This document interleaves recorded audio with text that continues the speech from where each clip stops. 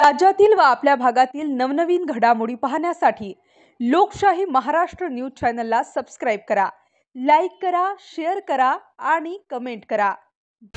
सांगोल तालुका हा दुष्काळग्रस्त असल्यामुळे इथं वाळू उपलब्ध करणं आणि वाळू देणं घरकुलांसाठी अवघड असताना तहसीलदार साहेबांनी ऐतिहासिक निर्णय इथं राबवण्याचा प्रयत्न केला, अंमलबजावणी केली या ऐतिहासिक निर्णयाची।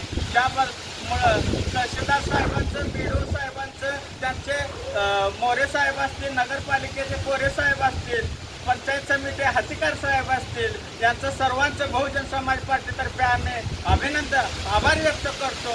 सामान्य सांगोल तालुक्याच्या सामान्य जनतेचे घरकुल लाभधारक यांच्यातर्फे बी आम्ही आभार व्यक्त करतो।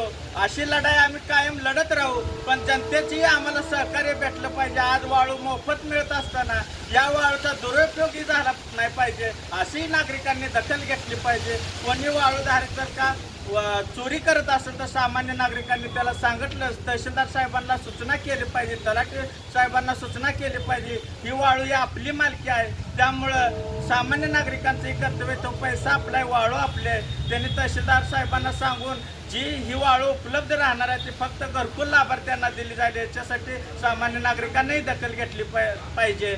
जसा हा वाळू वाटपाचा आम्ही अंमलबजावणी करेपर्यंत पाठपुरावा केला आणि शेवटच्या लाभार्थ्यापर्यंत पोहोचवण्यासाठी आम्ही बंधनकारक राहील, तसाच याच्यानंतर जल जीवन मिशन अंतर्गत 50,61,00,000 काम सांगोल तालुक्यात झालेलं आहे। त्यामध्येही भ्रष्टाचार झालेला आहे। जनतेचे 50,61,00,000 रुपये तालुक्यात खर्च होऊन सुद्धा सामान्य जनतेला आज तागायत पाणी मिळालेलं आहे।